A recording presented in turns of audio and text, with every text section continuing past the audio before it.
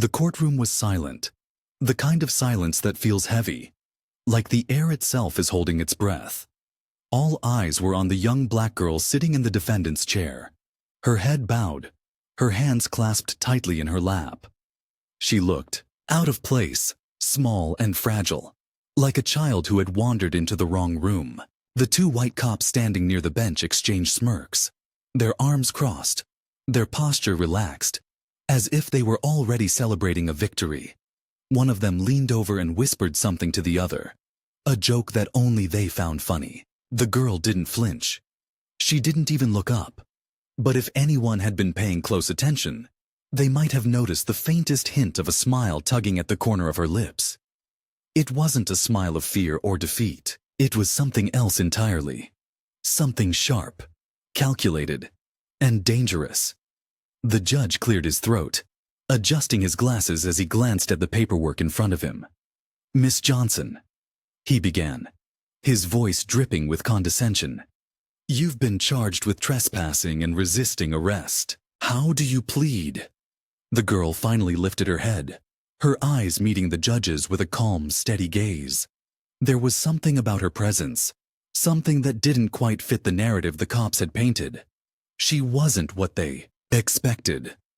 She wasn't what anyone expected. But before she could answer, one of the officers let out a low chuckle, shaking his head. "Your Honor," he said, his tone dripping with mockery, "I don't think she understands the gravity of the situation. Maybe we should call her mama to come get her." The other cop snorted, trying to stifle his laughter. The judge shot them a warning look, but even he seemed to be struggling to take the girl seriously. After all, she looked like she belonged in a high school classroom, not a courtroom. But appearances can be deceiving. And this girl, this young woman, was no ordinary defendant.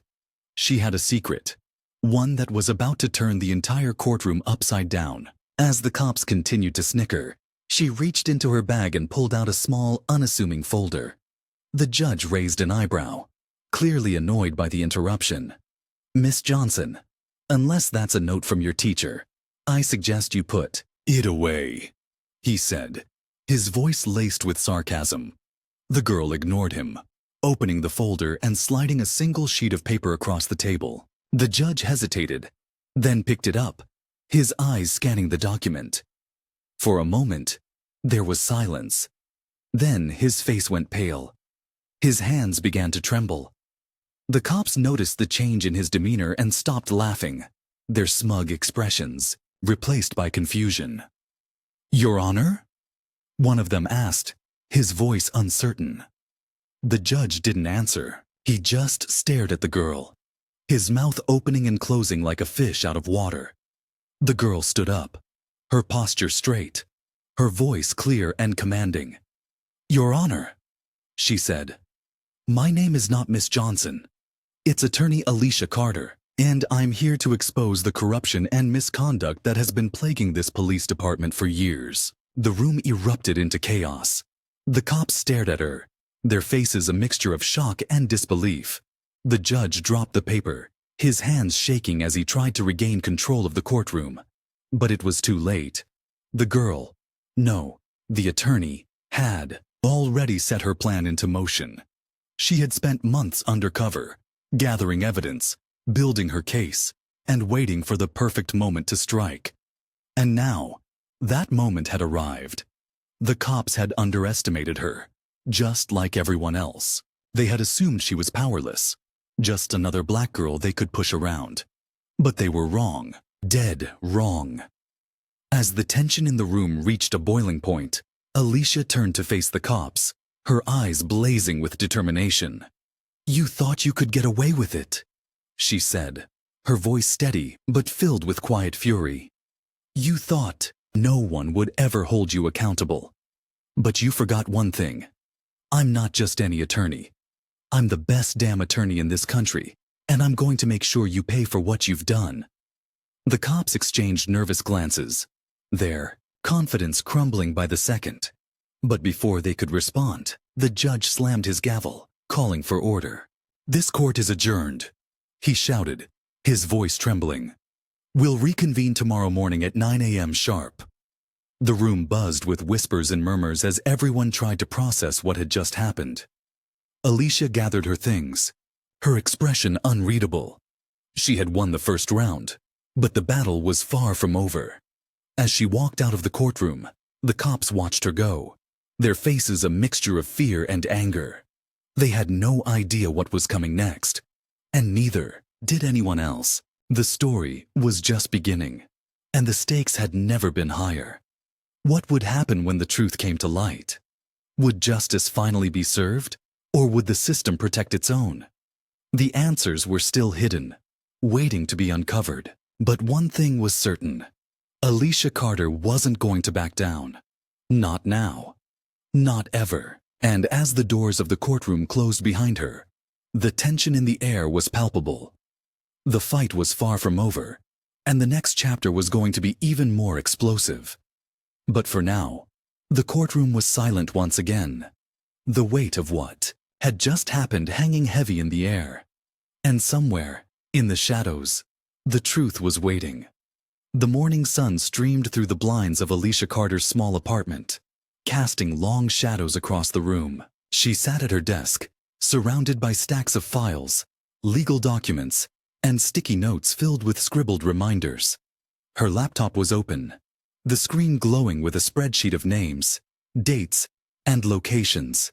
It was a puzzle she had been piecing together for months, one that had consumed her every waking moment.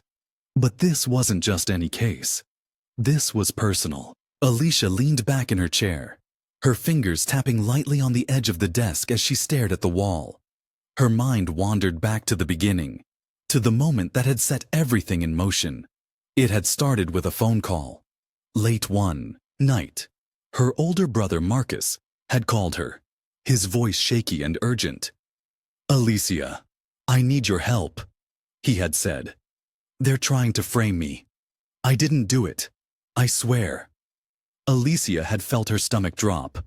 Marcus had always been the kind of guy who stayed out of trouble, the kind of guy who worked hard and kept his head down. But now, he was being accused of a crime he didn't commit.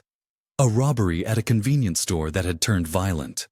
The cops had arrested him on the spot, claiming they had eyewitnesses and evidence. But Alicia knew better. She knew her brother, and she knew the system. And she wasn't about to let him become another statistic. She had taken the case, determined to prove his innocence. But as she dug deeper, she began to uncover something much bigger than she had anticipated. The cops involved in Marcus's arrest had a history of misconduct, excessive force, false arrests, even evidence tampering, and they weren't acting alone. There was a pattern, a network of corruption that stretched far beyond one precinct. Alicia had tried to bring her findings to the authorities, but every door had been slammed in her face.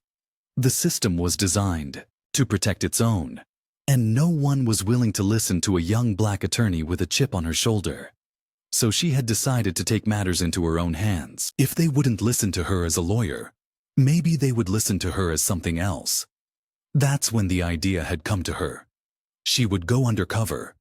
She would become someone they wouldn't see as a threat, someone they would underestimate. And so, Alicia Carter, the brilliant attorney with a reputation for winning impossible cases, had transformed herself into Miss Johnson, a quiet, unassuming girl who blended into the background. She had cut her hair, changed her wardrobe, and even adopted a different manner of speaking.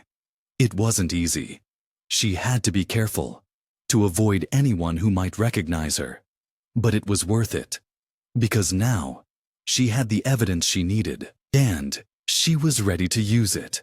The sound of her phone buzzing snapped her out of her thoughts. She glanced at the screen and saw a text from Marcus. "How did it go?"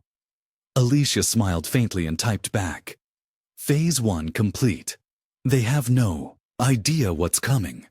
She set the phone down and turned back to her desk, her eyes scanning the documents in front of her. There was still so much to do. The hearing tomorrow was just the beginning. She needed to be prepared for anything, for every possible move they could make. The cops weren't going to go down without a fight, and neither was the system that protected them. But Alicia wasn't afraid. She had been preparing for this moment for months, and she wasn't about to let anything, or anyone, stand in her way. As she worked, her mind kept drifting back to the courtroom, to the looks on the cops' faces when they realized who she really was. It had been satisfying, sure, but it was also a reminder of how much was at stake. This wasn't just about Marcus anymore. It was about all the people who had been wronged by the system, all the lives that had been destroyed by corruption and injustice.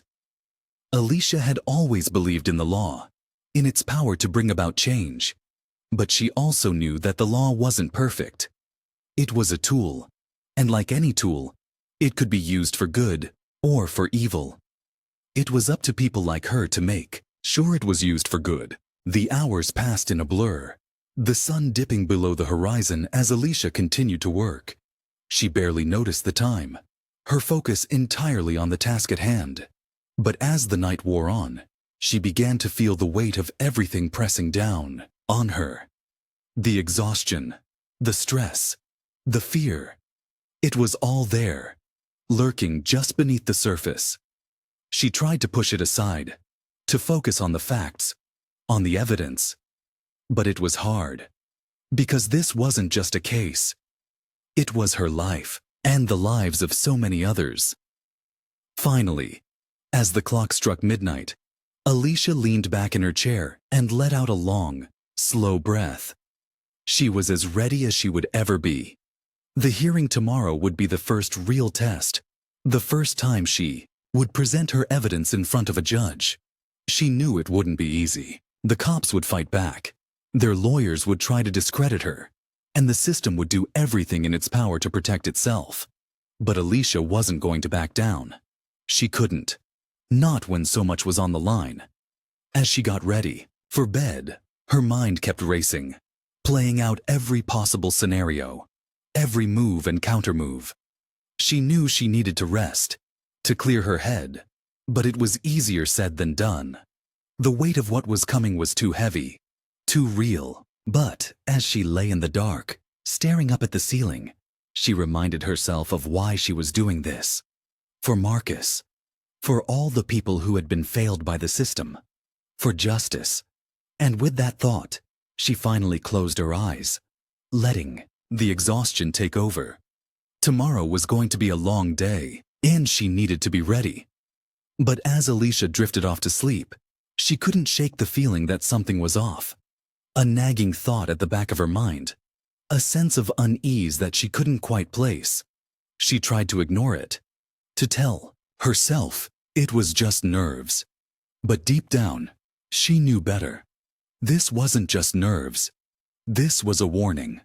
And as the darkness closed in around her, she couldn't help but wonder if she had missed something.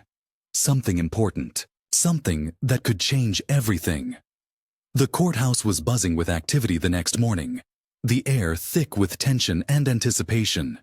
Reporters had caught wind of the story overnight, and now they crowded the steps, microphones in hand, cameras ready. The case had already started to make headlines. Undercover attorney exposes police corruption. Alicia Carter's name was everywhere, her face plastered across news outlets and social media. She had become an overnight sensation, a symbol of hope for some and a target for others. But Alicia didn't have time to worry about the media circus. She had a job to do. As she walked into the courtroom, she could feel the weight of everyone's eyes on her. The cops from the day before were there, their expressions dark and unreadable. They had brought their lawyers, a team of slick, well-dressed attorneys who looked like they had never lost a case. Alicia recognized one of them, a man named Richard Grayson, known for his ruthless tactics and connections to the city's power players. He was the kind of lawyer who could make evidence disappear and witnesses change their stories. Alicia had faced him before, and she knew what he was capable of. But she wasn't the same attorney she had been back then. She was stronger now, smarter, and she wasn't going to let him intimidate her. The judge entered the room, and everyone rose to their feet. He looked even more stern than he had the day before. his eyes scanning the room with a cold, calculating gaze. "This hearing will come to order," he said, his voice cutting through the silence like a knife. "We are here to address the allegations brought forth by attorney Alicia Carter regarding misconduct within the police department. I expect everyone in this room to conduct themselves with the utmost professionalism." He paused, his eyes lingering on Alicia for a moment before moving on. "Let's begin." Alicia took a deep breath and stepped forward, her folder of evidence in hand. She had spent the entire night preparing, going over every detail, every piece of information she had gathered. She knew this was her moment, her chance to make her case. But as she began to speak, she could feel the resistance in the room. The cops' lawyers were already objecting, trying to throw her off, to discredit her. Grayson was the worst of them, his objections sharp and relentless. "Your Honor, this is nothing more than a baseless smear campaign," he said, his voice dripping with disdain. "Attorney Carter has no proof, no credible evidence to support her claims. This is a waste of the court's time." Alicia clenched her fists, her jaw tightening. She had expected this, but it still stung. She knew what they were trying to do. They were trying to wear her down, to make her doubt herself. But she wasn't going to let them win. She turned to the judge, her voice steady and clear. "Your Honor, I have here a detailed account of the misconduct I've uncovered, including witness statements, video evidence, and internal documents from the police department. This is not a smear campaign. This is the truth, and the truth deserves to be heard." The judge hesitated, his eyes narrowing as he considered her words. He glanced at Grayson, then back at Alicia. "I'll allow it," he said finally. "But proceed with caution, Attorney Carter.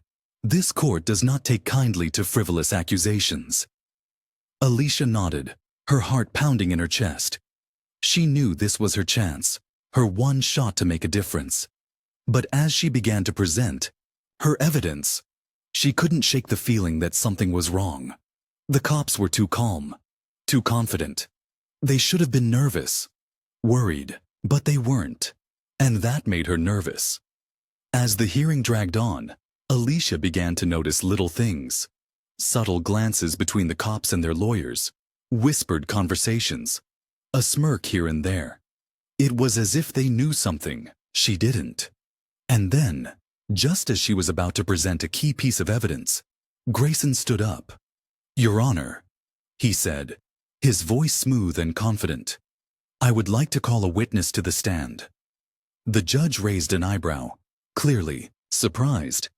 "Very well," he said. "Proceed." Alicia watched as a man walked into the courtroom, his head down, his hands shoved in his pockets. He looked familiar, but she couldn't quite place him. And then it hit her. It was one of the witnesses she had interviewed months ago. A man named Tony, who had claimed to have seen the cops planting evidence. But now, as he took the stand, he looked nervous, his eyes darting around the room.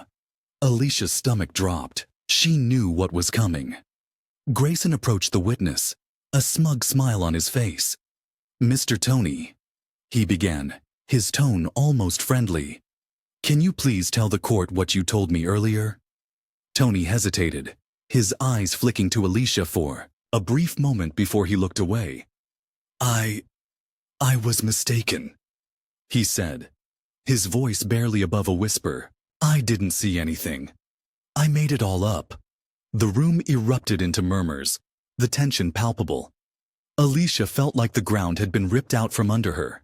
She had trusted Tony, had built part of her case on his testimony. And now, he was betraying her. Grayson turned to the judge, his smile widening. "Your Honor, as you can see, Attorney Carter's case is built on lies and fabrications. I move to have all charges dismissed." The judge leaned back in his chair, his expression unreadable. Alicia's mind raced, trying to figure out what to do, how to recover. She knew Grayson had gotten to Tony, had pressured him, or paid him off. but proving it would be nearly impossible. And without Tony's testimony, her case was in serious jeopardy. The judge finally spoke, his voice cold and detached. "I'll take this under advisement," he said. "We'll reconvene tomorrow morning. In the meantime, I suggest both sides take a hard look at their evidence." He slammed his gavel, and the room erupted into chaos. Reporters rushed forward, shouting questions, while the cops and their lawyers exchanged satisfied smiles. Alicia stood frozen, her mind spinning. She had been so close to exposing the truth, and now it felt like it was slipping through her fingers. As she gathered her things and prepared to leave, Grayson approached her, his smile still firmly in place. "Better luck next time, Carter," he said, his voice dripping with mockery. Alicia didn't respond. She couldn't. She just stared at him, her mind racing, trying to figure out her next move. She knew she couldn't give up. Not now. But the road ahead was looking darker and more dangerous than ever. And as she walked out of the courtroom, she couldn't shake the feeling that she was being watched. She glanced over her shoulder, her eyes scanning the crowd. But there was no one there. Just the faintest sense of unease, a shadow lurking just out of sight. Alicia quickened her pace, her heart pounding in her chest. She didn't know what was coming next. But she knew one thing for sure. This wasn't over. Not by a long shot.